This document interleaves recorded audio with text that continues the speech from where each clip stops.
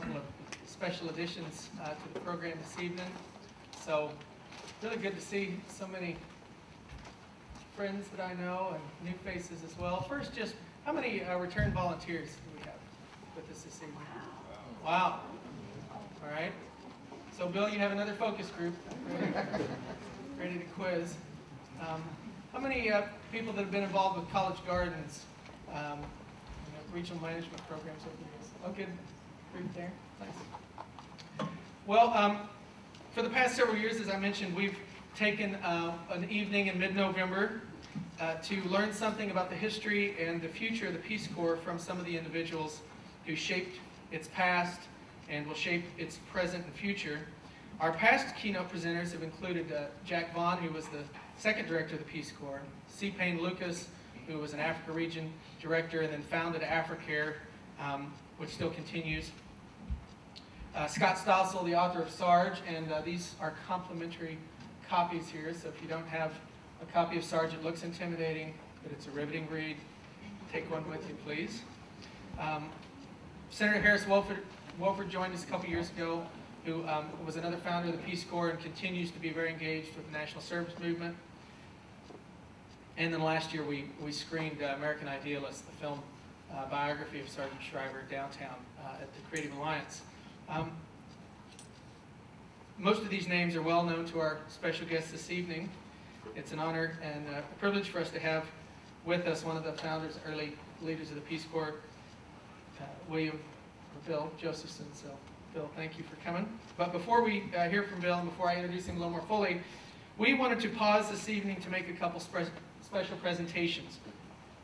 Our first of what we will make an annual Practical Idealist Award, which is a recognition that we'll plan to make each year to one of our outstanding Peaceworker alumni, and a timely, perhaps overdue, recognition of one of our long-standing partners, the Morton and Sophia Mock Foundation. So first to the Practical Idealist Award. Several years into the experiment that was and is the Peace Corps, Sargent Shriver reflected back and said, "Youthful enthusiasm and noble purposes were not enough. They had to be combined with hard-headed pragmatism and realistic administration. In the early days of the Peace Corps, we were looking for a formula for practical idealism." American Idealist, the film of his life released earlier this year, hints at that Shriver ideal in its title, and when you watch the film, you quickly realize that this was more than just an idea he had for the Peace Corps. This was really a formula that he tried to live and attain in his own life in a storied career that cut across his involvement with the Civil Rights Movement, the Peace Corps, of course, the war on poverty, interreligious dialogue, and then leadership in the international movement of the Special Olympics, all preserving a sense of social hope and joyful service, even as he confronted deep and pervasive social problems with hard work and a bit of panache, political savvy.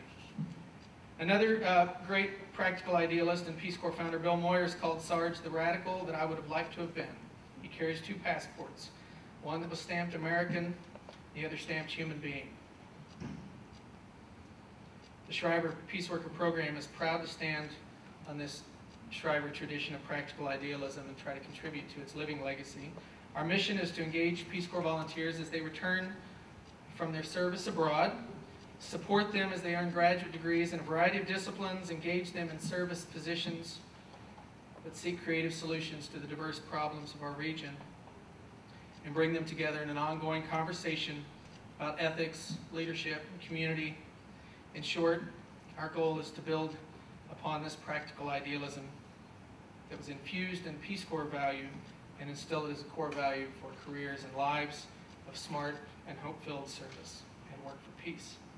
So a mission like this attracts some wonderful people, as you might expect.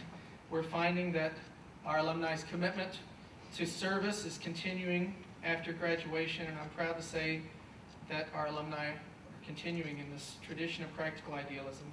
So it's a pleasure to begin this annual tradition of recognizing their work. So I want to invite Jennifer Arndt to come forward and present our Practical Idealist Award. So in preparing for tonight, I was looking through some information, and I saw quite a unique posting for a job that I thought I'd share with you. It said the qualifications were native intelligence, an ability to think, reflect, communicate, change the conventional wisdom, anger and edge, something you don't often see in a qualification. But they describe that as a clear sense of what's wrong, impatience in the face of that wrong, and a drive to address it. A willingness to cross race and culture, and a track record. Qualifications that I think fit many of our Peaceworker Program alums, and clearly a fit that the Industrial Areas Foundation, which placed this ad, saw in our honoree tonight, Alisa Glassman. The Industrial Areas Foundation says its primary purpose is power, and its chief product is social change, something I think Sarge would definitely approve of. Alisa is being recognized tonight as our first Practical Idealist awardee. She's a fitting choice to kick off this annual recognition, as she was part of the first Peaceworker cohort. She and her colleagues came into a program that was still finding its footing, but was solidly committed to an intense experience of service, reflection, and study. Although the program model has evolved through the years, the commitment to that model and the legacy of Sargent Shriver has not wavered. Alisa tonight really represents our entire alumni community, now more than 100 strong. We talk a lot in the program about choosing lives of service and what that really means. And I think one of our alums summed that up very well, saying Peaceworker is really a title we can aspire to. It's more of an approach to work and life than a time-limited program.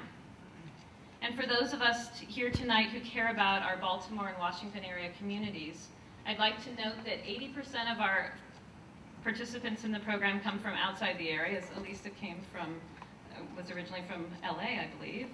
80% come from outside the area, and 60% choose to stay here long term, which we think is a great sign for the region and a great influx of resources. Alisa came to us after serving as a Peace Corps volunteer in Ecuador, where as a teacher trainer, she helped local school teachers develop special education programs using her undergraduate education from Boston University, which was in special education and the humanities. While in the Peaceworker Program, Alisa earned an MSW from the University of Maryland School of Social Work. As a first-year Peaceworker, Alisa served with the Shriver Center's Choice Middle Schools program in Baltimore County, tutoring high-risk middle school students and working on developing life skills and cultural diversity curricula. In her second year, Alisa worked with 2 other Peaceworkers on the development and implementation of the Harmbee Project, a natural child health program encouraging prenatal and infant care and support for pregnant youth and young mothers.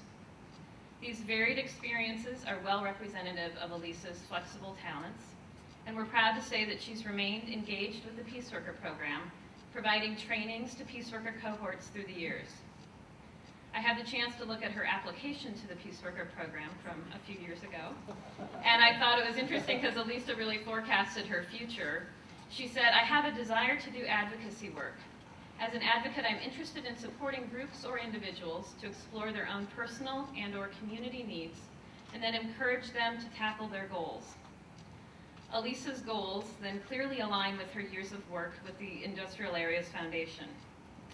After completing her degree, Alisa worked with one of the affiliates, BUILD, Baltimoreans United in Leadership Development, and secured a living wage for workers at Johns Hopkins University, and set the precedent for higher education to count as valid welfare work activity.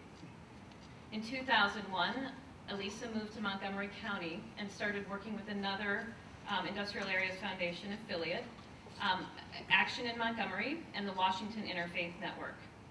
Alisa became the lead organizer for AIM, Action in Montgomery, in 2005.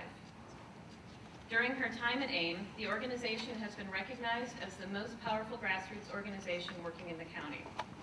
Former Lieutenant Governor Michael Steele was quoted in the Washington Post as saying, "I've never seen anything like it. They can get politicians to stand at attention, to pay attention, to be responsive, and to account for their actions." Alisa describes the work of AIM as not focusing on specific issues, but rather using issues as glue to get people involved in democracy. AIM has seen numerous victories for its communities in recent years, including getting $54 million put into the state budget for affordable housing, receiving new funding for community centers and having that set up in a special way that protects the funding and puts them in line for the construction to happen. All-day kindergarten in Montgomery County Public Schools, and passage of the first major reform of the taxi industry in the county in 15 years, I guess, which is very interesting. They had $3 million appropriated through bipartisan efforts to open a U.S. Citizenship and Immigration Services office in Vancouver. Not yet. Oh, they're working on that. Okay, working on it. And AIM has been recognized for increasing voter participation in low voting precincts and increasing a focus on pedestrian safety in the county. I don't think Alisa had a personal stake in any of those issues, but she does have that rare combination of qualifications that allows her to support communities as they tackle their own goals. So for her ongoing dedication to living a life of service, it's our pleasure tonight to recognize Alisa Glassman as the first Practical Idealist Award recipient.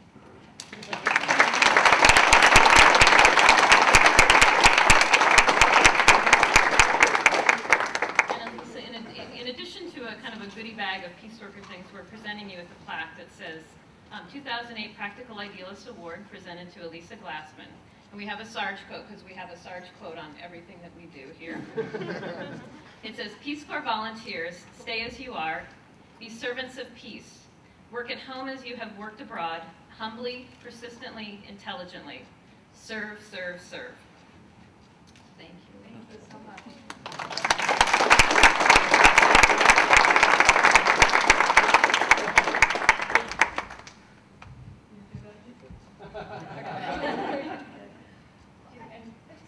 I just wanted to say thank you so much, and thank you to the Shriver Peaceworker Program. I saw that there were a lot of hands that went up, including my own, for returned Peace Corps volunteers. And if you remember back to your first days and months returning from the Peace Corps, if you were like me, you had all these kind of undigested events and lessons that you had just experienced. And I feel very lucky to have landed at the Shriver Peaceworker Program, where I was with a cohort of people who began to digest these events and these lessons that have really put me on the path that I am. So thank you very much.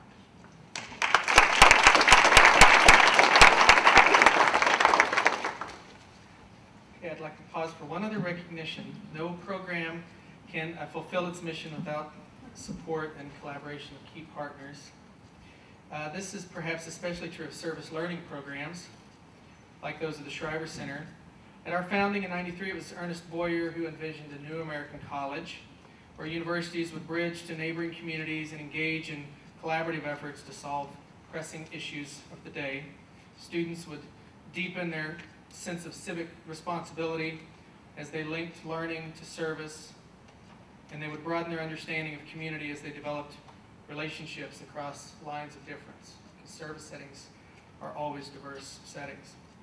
Well, that's a grand vision from Mr. Boyer, but it comes down to people and communities and neighborhoods. And for a decade now, the Morton and Sophia Mock Foundation has really provided steadfast support and good counsel as the Shriver Center at UMBC has collaborated with regional management, the YMCA of Central Maryland, and members of College Gardens community to provide a range of services, especially for the young people in the neighborhood.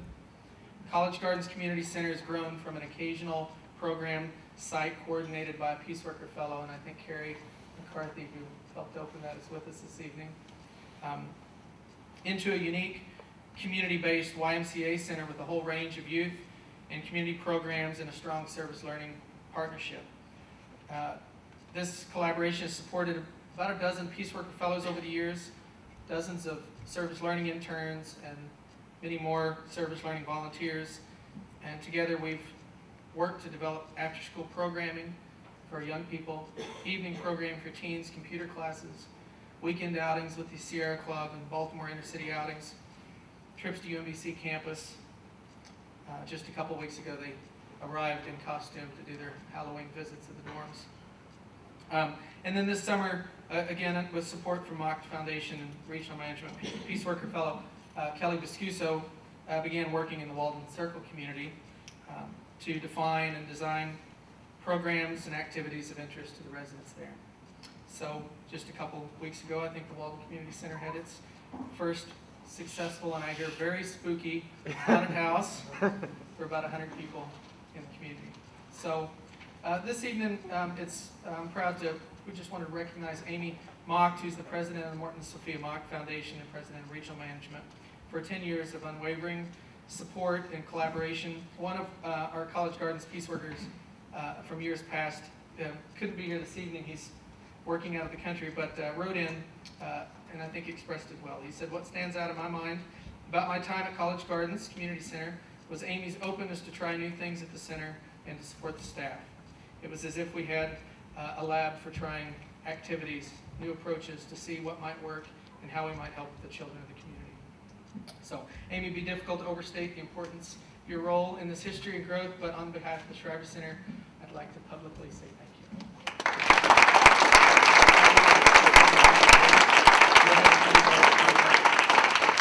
Here's this recognition that says, recognizes 10 years of outstanding partnership with the Morton and Sophia Mock Foundation and the Sarge quote, which we, by law, have to have. "The cure is care, caring for others is the practice of peace." Great. Okay. Thank you very much. Can I ask a couple? Yeah. Everybody carry when I come up. Or just stand, maybe College Gardens. And Michael is running the center now, the YMCA. And Angie, who's the manager at our new site, Walden Circle, and Fran Murray, who was 10 years at College Gardens. All people who worked hard to make the collaboration work, which is just great to be able to bring the university and the Shriver Center in. Thank you. Okay. Thank you. And now it's my pleasure to introduce our keynote speaker, Bill Josephson. For those of us who served in the Peace Corps, or those who might in the future, any prospective Peace Corps volunteers out there? A few, very good. Mr. Josephson is someone on whose shoulders we stand. In the annals of Peace Corps lore, somewhere in between the middle of the night campaign speech from John Kennedy at the University of Michigan, where he asked, "Who among you would go to Ghana for 2 years or 3 years?" Between that and Sargent Shriver's tireless working on the Hill under the tutelage of Vice President Johnson to pass the Peace Corps Act, it's said that they saw every member of Congress except for one, and then they discovered he had passed away 6 months before. So they had there is the story of the towering task. It's the linchpin in this story of an idealistic vision turned into an act of Congress, putting Peace Corps volunteers on the ground around the world. Many in Kennedy's circle argued caution after his slim election victory. Sarge wanted to stay true to a bold new frontier spirit in the Peace Corps, and as irony would have it, the blueprint for translating that vision came from the heart of the federal bureaucracy, where Bill Josephson and his colleague Warren Wiggins worked. He was then 26 years old. He drafted a concept paper, and they got it to Sarge.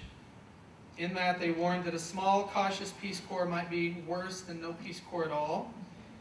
And Sarge devoured the paper, and the mimeograph machine ran throughout the night. And at the board meeting, at the task force meeting the next morning, everyone had copies of the Towering Task in front of them, and their first job was to read it front to back, and then they would start fresh again with this vision. One more Bill Josephson piece. March 1st, which is celebrated as the anniversary of the Peace Corps, is not the date that the Peace Corps Act of Congress was passed. It's the date that the executive order was signed by President Kennedy. And I believe, Bill, you can tell me I'm wrong, but I believe it was Bill who suggested that President Kennedy could create the Peace Corps by executive order first, thereby speeding the process along and making it much more difficult for Congress to kill a program than to delay its creation.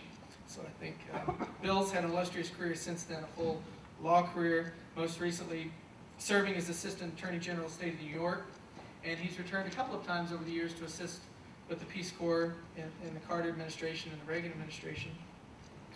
And again, this past year has been called upon as there has been some momentum around a More Peace Corps campaign as the 50th anniversary approaches, to think through what a bigger, bolder, better Peace Corps might look like and what the issues or concerns might be. So Bill has provocatively titled his new paper, Not Towering Task 2, and we have a few copies. So Bill continues to look forward, but he certainly has those stories from the creation days as well. Please help me give Bill Josephson a warm welcome.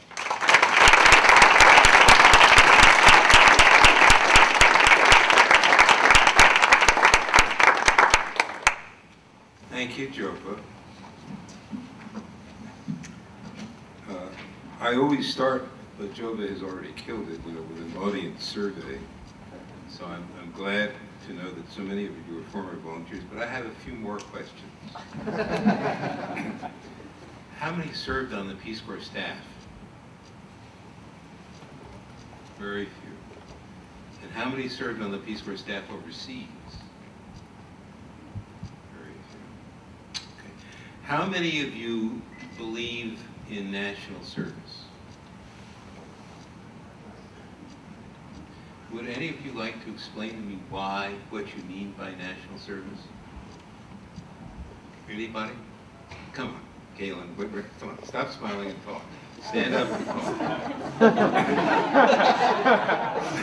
What do you mean by national service? What do I mean by national service? It would mean doing something that contributes to either your community or someone else's community. I guess I define it very loosely, but it's giving of your time and your energy to try to improve someone else's life. Should it be required? I think if you can do some things to make it possible for people to do it. I mean, not everyone has the same financial situation or support from their family to just be able to pick up and move around and leave their responsibilities and work for someone else, but I think that you could help them to do that. How many of you, thank you, how many of you are concerned about the policies that underlie the volunteer army?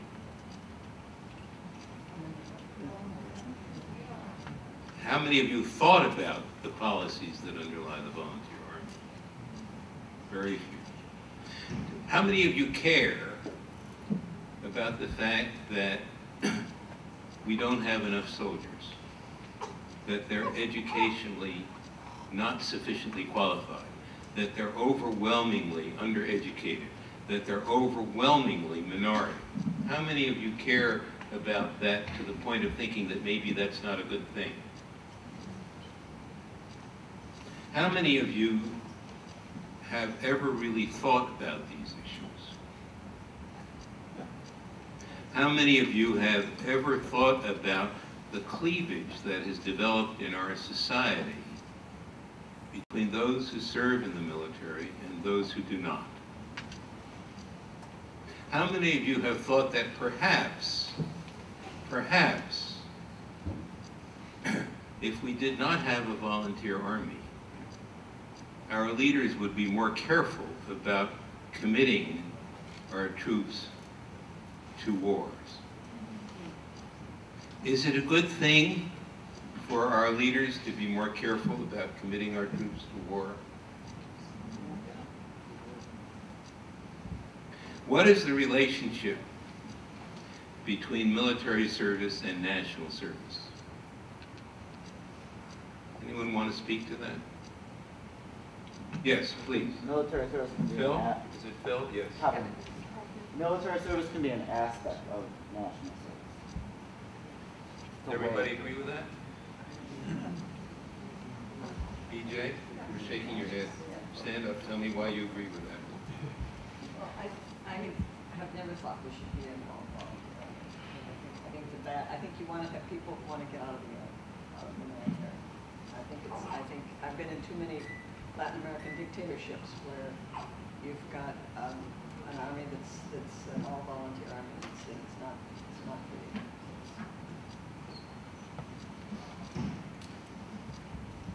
How many of you are registered in the Selective Service program? And what is common about all of you who are registered? They're all men. Should women be required to register in Selective Service when they turn 18, as all men are? Yes? Yes. Yes? No? Come on, hands. Yes? No?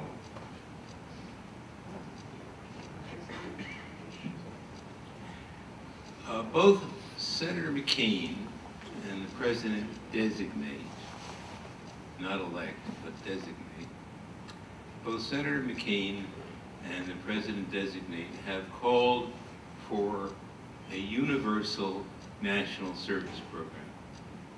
What does universal mean? Everybody. Everybody, okay. Is a universal national service program feasible if it's not required? Is it fair if it's not required?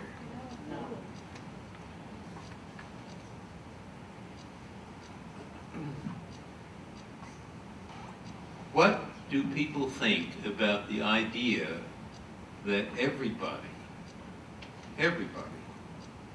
should be required, either in high school as a part of a junior ROTC program, during their summers in high school, or in college as part of ROTC, or in their summers in college, or post-education? What does everybody think about basic training for everyone? 8 weeks of basic for everyone. Okay, there's a no. Explain why no. Okay. Yes. I Stop on your feet. all right. Personally, I'm a pacifist. I don't want to have any training. Don't ever want to hold a gun. I don't ever want to shoot a gun. I don't feel that that would meet my personal needs as a person. I mean, I know there's more to basic training than that. Yes, but, there is indeed. But that's what I would do about that. So if there was some part of it that Can you was do 50 push-ups? not right now. Should you be able to do 50 push-ups? Yes. Can you walk 40 miles with a 40-pound pack? Yeah. Should you be able to? Seems excessive, but I 20 can. with a 20? Maybe 20. Anybody else think we shouldn't have basic for everyone? I don't think it's appropriate. I think it's too harsh, and I think war is stupid. And we shouldn't be training people to carry on centuries of war. We should have basic training in conflict mediation. I bought a pair of shoes the other night from a young man at REI. I thanked him for his service. He just got back from Iraq. He looked lovely. I said, "Is anything wrong with me?" He said, "Well, I have arthritis in 60% of my body because I've been carrying a 75-pound bag every day, sometimes a 150-pound bag." I think it's very wasteful of us. And it's not a child educator. But he, of course, is actually serving. So he's done. Yeah, but he was. He was. He was. Service, yeah. And that was something that he elected. Yes, and now his body's wrecked and he's 22. I understand that. Suppose we had basic for everyone, and then after that, you could elect. You could elect Peace Corps for 2 years, Teach America for 2 years, AmeriCorps for 2 years, virtually any kind of national service for 2 years. 2 years. Does that sound sensible to anybody? Yes, you. Yes. Yeah, I think it's a good, I'm not sure about the basic training for guns. I sort of agree with the woman who's a pacifist, but I think a 2-year service is a good idea. I was in Vista years ago myself, the domestic ones. How many people in this audience own a gun? How many people in this audience have ever shot a gun? Vast majority.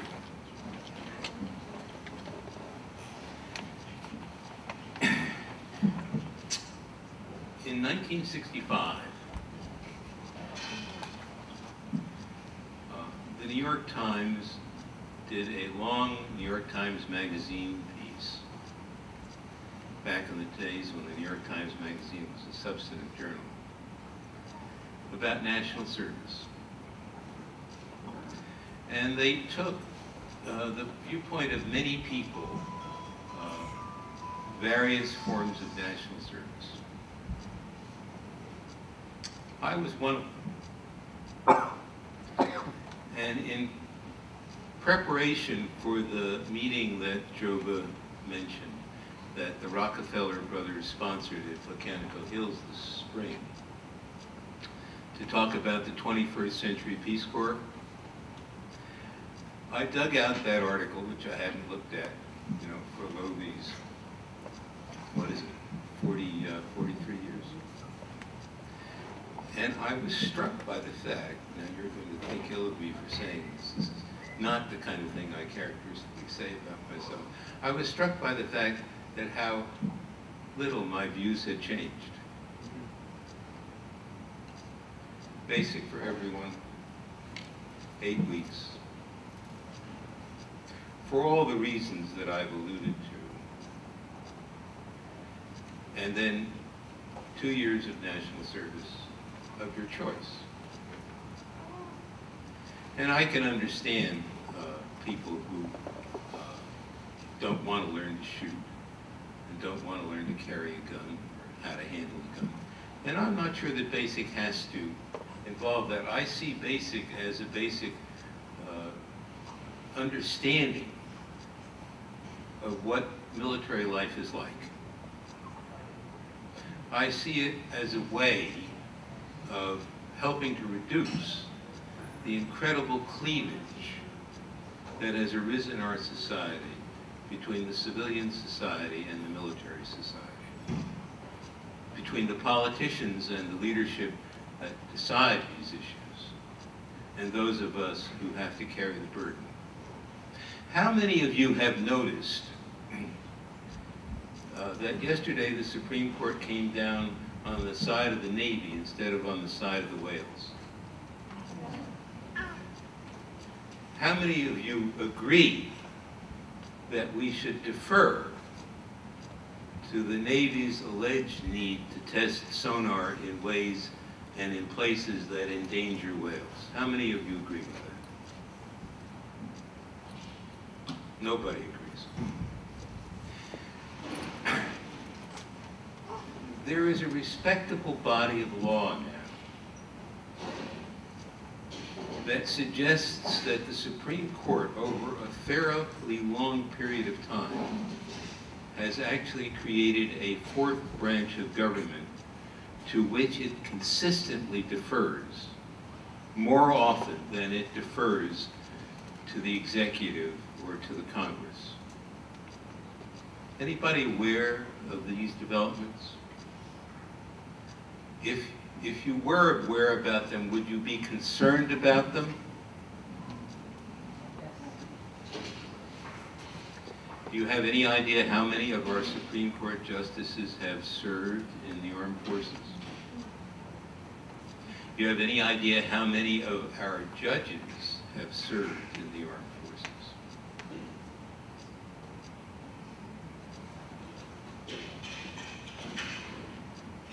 When our president-designate says, as he has consistently said, that he intends to double the Peace Corps by the 50th anniversary in 2011. Peace Corps now has about 7,000 volunteers. When I left as general counsel in the spring of 1966, it had nearly 16,000. How many of you who have served in the Peace Corps believe that the Peace Corps can maintain its standards, whatever they may be, and double itself by 2011? You think it can. Explain why you think it can. Gentleman in the blue sweater. Blue sweater. That's me? Yes. How are you doing over here? Oh, well, I think if it could do it 50 years ago, I see no reason at all why it couldn't do it again today. I think that that's not a very large number of people to meet a high standard.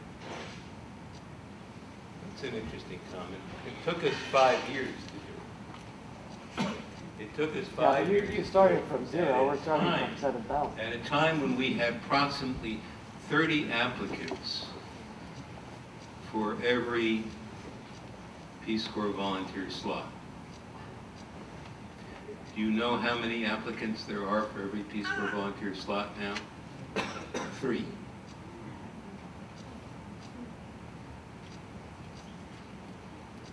Do you still think the Peace Corps can be doubled? I do, because 2 I years? think that with the proper call, you'll find a lot more people interested in serving, yes. Anybody else want to speak in favor of doubling the Peace Corps by March 1 of 2011? Yes. Hooray. I think it would take one president on his in his inauguration speech to have a call to service, and there would be your volunteer, your 30 to 1, or maybe even higher. I think people are begging for that. And as that gentleman said over there, you already have, you know, it took you 5 years, almost 50 years ago, you already have the mechanisms in place. Now you just need the desire and some money. So I think the desire was clearly there, and some leadership from the top. Put it over the top.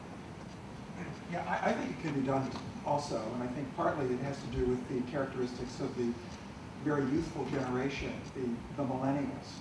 That there's a lot been said and written about the millennials as being a group that want to give back, want to serve. So I think the intersection of the generation that wants to serve with what's been happening with the election and what's been happening is a wonderful thing coming together, similar to what happened 50 years ago. Anybody else? Yes, please. Gentleman in the wonderfully plaid check shirt.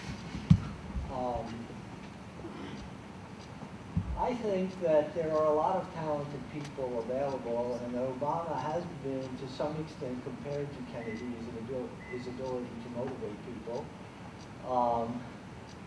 I think that even though the standards in the military may have gone down, that there are a lot of very competent people in the military, and I personally would rather get some of those people working in the Peace Corps than working in the military. My personal feeling, I was in the Peace Corps for 2 years. When I got back, I got drafted and spent a year at government expense at Vietnam. But I personally think that the Peace Corps is a lot more successful in the world, and there's a lot of people that are in the military that could be very successful in the Peace Corps, and we need to reduce the size of the military drastically. Are you aware that Congress passed legislation 2 years ago that would enable reservists who had finished their 2 years of active duty to finish at least part of their 6 years of service, remaining reserve service, by serving in the Peace Corps or something similar? Are you aware of that? Do you think that's a good idea? No. No, you don't think it's a good idea. I don't think it's a good idea to take someone who's been working in war-torn areas. And, I mean, luckily it was successful for some stories, but it might not always be. There's a lot of post-traumatic stress that can come from being engaged in war, and immersing someone in that community to do developmental work after that might not be the best solution. I did not favor that. I don't think it's a great idea to take people who have been trained in the military and then slip them into the Peace Corps. You're going to get people killed that way, as you probably know. And Sarge said this too. If the Peace Corps gets perceived as being people who are military or CIA, it can't succeed. So I think the people I'm talking about are people who have not yet gone in the military. And instead of going into the military, we try to encourage them to go into the Peace Corps instead.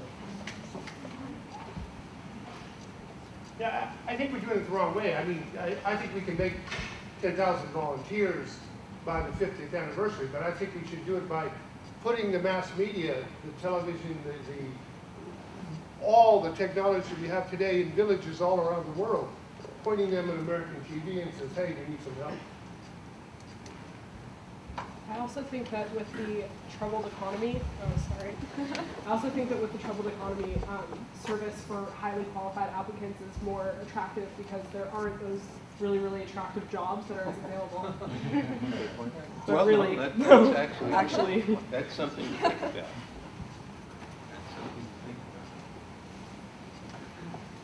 How many of you who served as volunteers served in the 60s, and the 70s, the 80s, the 90s, and in the last 8 years? How many of you felt that you had truly meaningful work assignments in the Peace Corps that made a contribution to the countries that you were serving? Really? So you would say that, no, this is a serious issue. You would say that those who say that the vast majority of Peace Corps volunteers don't have meaningful work assignments are wrong. You would say that those who say that the true importance of the Peace Corps is not in the work that the volunteers do, but in its impact on ourselves, are only partially right?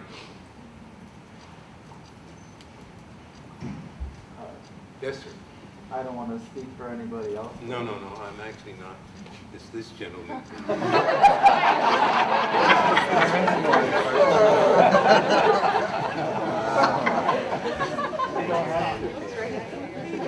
Well, I do certainly believe so, because the work that Peace Corps do sometimes impact the Peace Corps or benefit the Peace Corps him or herself, but also to a greater extent benefit the country that we are serving.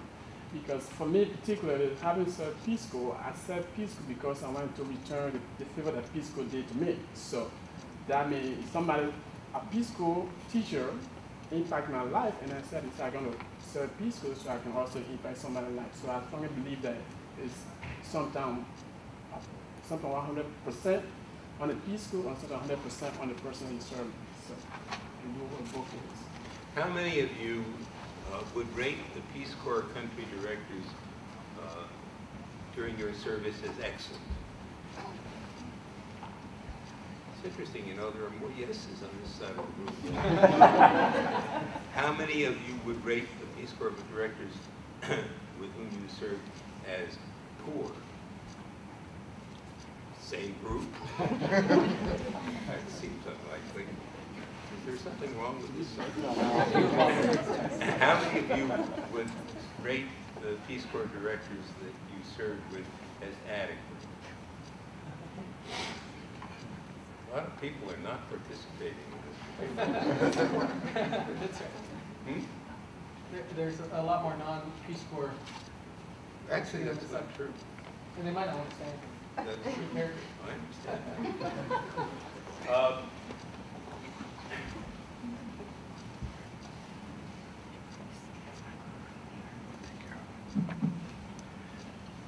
Warren Wiggins, were he here today, I think would say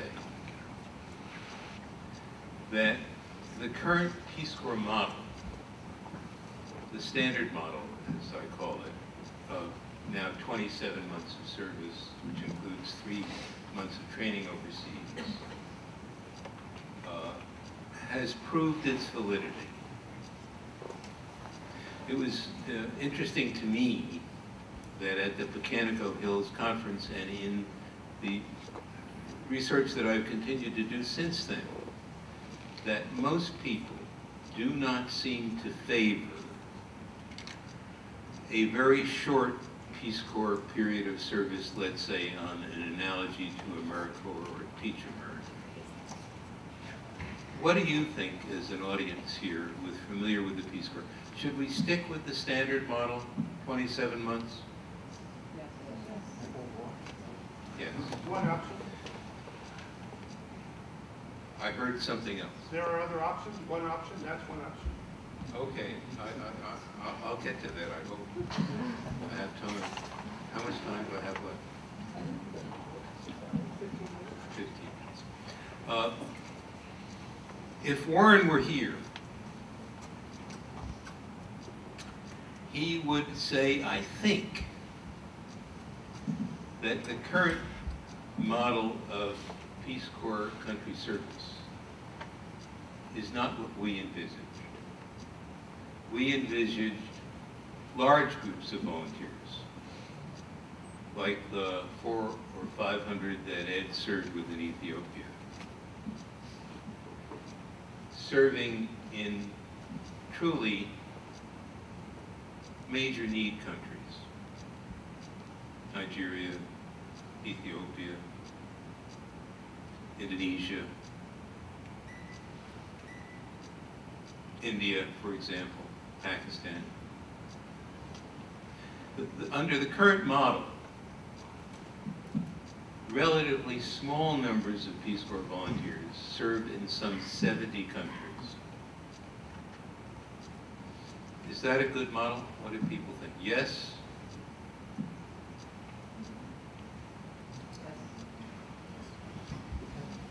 Explain why. No, you. You raise your hand around here, you're in jeopardy. You nod, you're in jeopardy. Well, yes, because I think the results of your service is not based on number of people serving. It's on an individual case-by-case basis. Well, think about this. If one were really to double the size of Peace Corps, don't you have to go back into the big countries in a big way? But I think my point is this target towards small business development. I don't know if you can do that. If Warren Wiggins were here today, and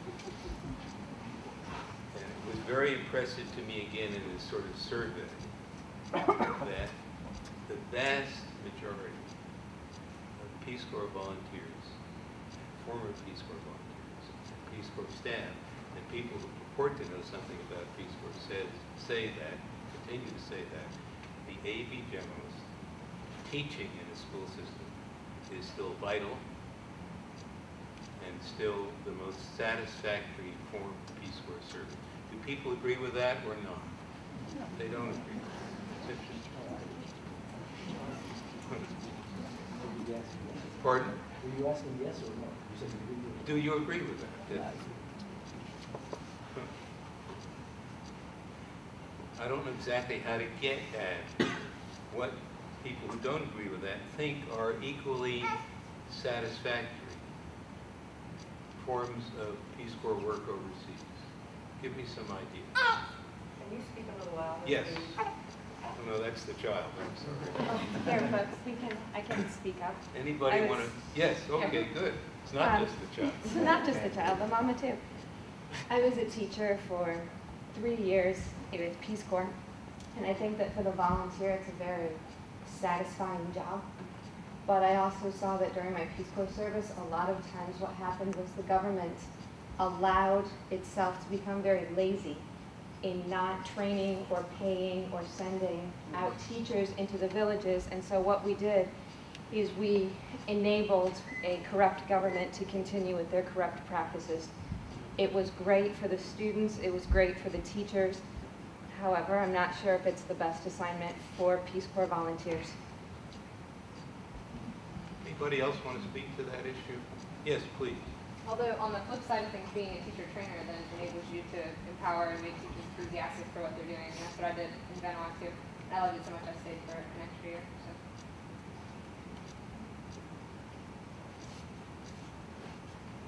I don't think it's an either or. I mean, it depends on the individual who's a Peace Corps volunteer. Some people, when I was there, some people wanted a very well-defined program, and that was what made them happy, and other people wanted to be able to just work in the community and figure out what they should be doing there. So it depended on the individual.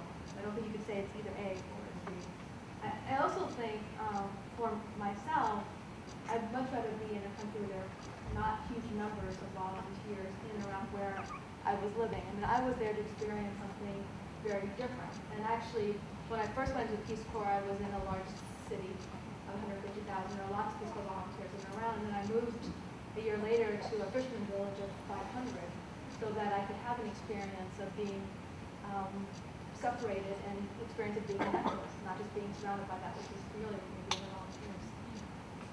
It's interesting to me that in the 60s, it seemed to be true, and it still seems to be true, that the more remote is the volunteer, the happier is the volunteer. We agree with that?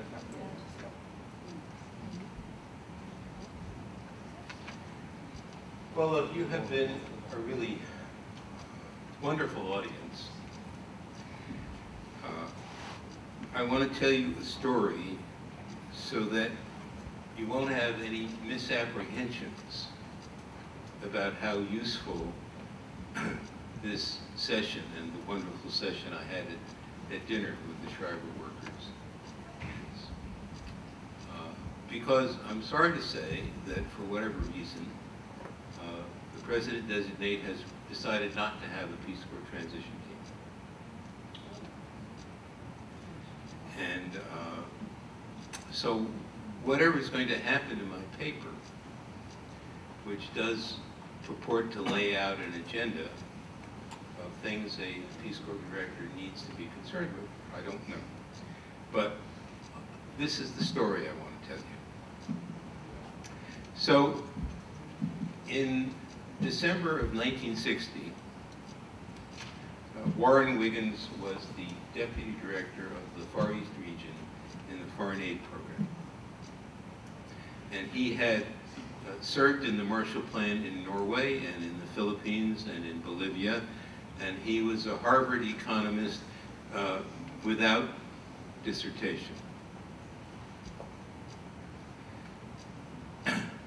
I was a 26-year-old lawyer for that region. And Warren and I were a team. And it's hard to say, as I look back on it, who was the more creative partner in that team. I think there was something about the relationship where we sparked off against each other, very satisfactory. We were not concerned in December of 1960 with the Peace Corps. We were concerned with what was going on in Vietnam, which we thought was deplorable and would lead to tragedy. We wrote a long paper on that with the assistance of the Vietnamese desk officer, Sherwood Fine, who's also no longer with us. And we peddled it around to all of the new frontiersmen and actually got to discuss it with the incoming head of the Bureau of Intelligence Research and the incoming head of the incoming Assistant Secretary of State for Far Eastern Affairs, and we got nowhere.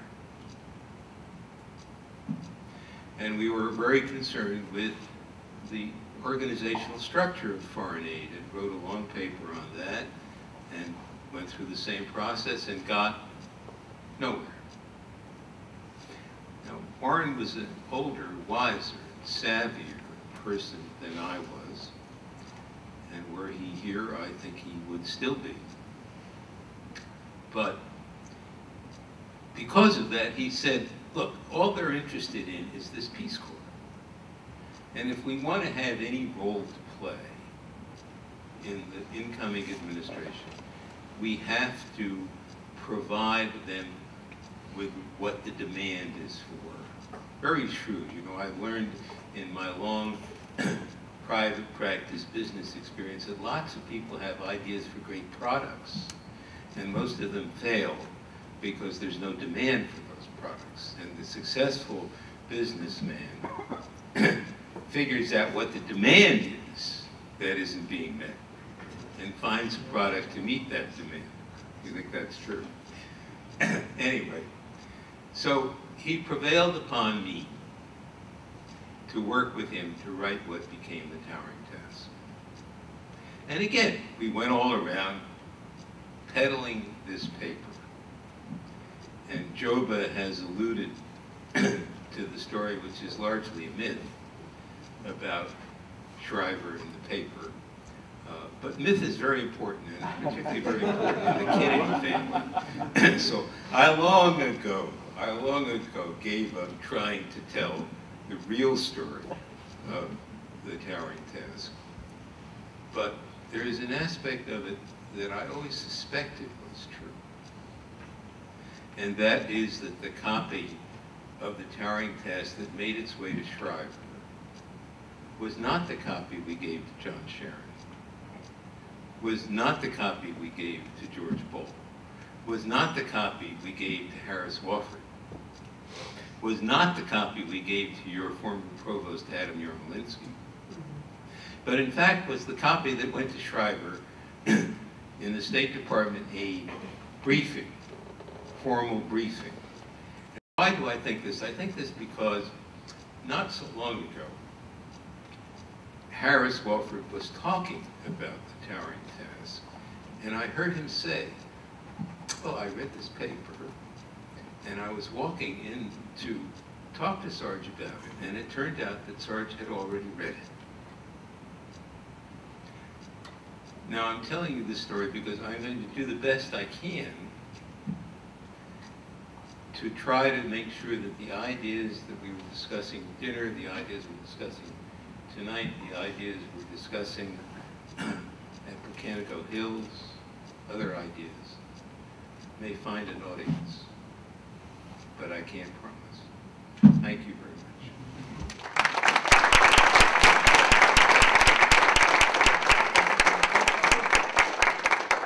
Anybody have questions they want to ask Bill while we've got him for a few minutes? You're all exhausted. I have that. This is your chance to turn the table. Yes. I'll just try to bring one, yes. I have felt ever since the 60s, when I was in the Peace Corps, that it was probably the most cost-effective program that the United States has in foreign affairs. Whether the people who are there are successful or not, the group I was in, we were never really sure at the end of our 2 years what impact we had on the country we were at, but we were a lot more confident in the impact that it had on us and our view of the world. And I think over the years since then, it has been proven, we basically feel that Peace Corps people infiltrating into the United States, along with people who have served in other places that have knowledge of what the rest of the world is like, have a great impact. So the impact is on the country that you're in, but the impact is also on this country, and there needs to be a whole lot more. And President Kennedy, for whatever it's worth, no, I'm going to stay on. You know, we're having a dialogue, a conversation. President Kennedy, for whatever it's worth, bought the Shriver-Wiggins argument for a bold Peace Corps, in part because, as he said, I think about the impact of this country if there were 2 million former volunteers, and how useful that would be to my presidency. You know how many former volunteers there are today? Less than 200,000. I do remember one other thing too that I just comment on. When the Peace Corps was new and people started to come back, somebody got the great idea that we should have this Peace Corps Alumni Association, which is now called the National Peace Corps Association. But when we first came back, a lot of people didn't like the idea. And still don't. We wanted It has no membership. It has no membership. Yeah, we wanted to get out there in organizations that are in the society, not be separated as Peace Corps people. There was somebody else, I think I saw hands. Yeah. Here and then back here. Tom? Oh, actually, it was just kind of following up with what he was just saying there. My question was just, what is Peace Corps' responsibility for implementation of Peace Corps' third goal? It doesn't seem like there's really any you know, once people come back to the country, once volunteers return, what is Peace Corps or the government's responsibility to help implement Peace Corps' third goal? So the third goal is... Congress has always taken the view that the third goal is not an appropriate subject of appropriation. The third goal of Peace Corps is usually called bringing the world home. So it refers to programs or aspects of returning volunteers. And there's traditionally, Peace Corps has not budgeted for this. The current Peace Corps Director, Ronald Shetter, in a press release 10 days, 2 weeks ago, said he was going to ask Congress to incorporate a Peace Corps Foundation, which would raise money from private sources to promote the third goal. Peace Corps Director Shetter doesn't seem to know that for many years now, the judiciary committees have put an absolute moratorium on the incorporation of any more Title 36 federal corporations. Let's assume that he could persuade it to do otherwise. Is that a good idea? Is it a good idea to have a Peace Corps affiliated foundation raising money to promote the third goal? Is that something we think is feasible, good? Nobody thinks it's a good idea. We had a question? Yeah? Any other questions?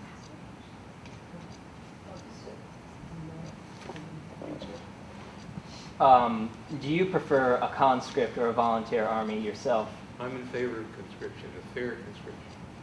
You don't think that'll breed both nationalism and anarchism as it did in France and other World War I countries? No, I really don't, because you see, I grew up at a different time and with different parents than you have. My father enlisted in the United States Army in 1917 and rose to be a first lieutenant, which was, in those days, quite extraordinary.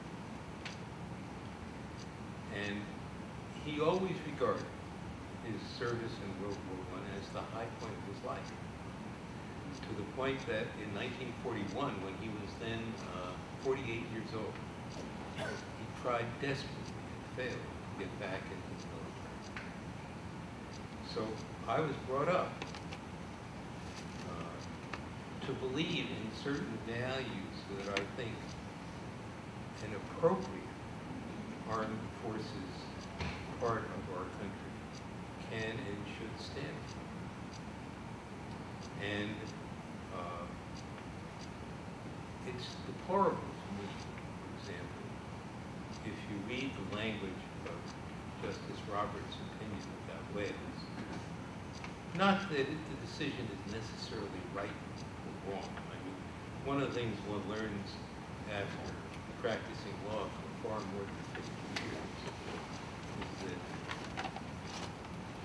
the results of particular cases are not particularly important except over time, except as they are accepted or rejected as precedent.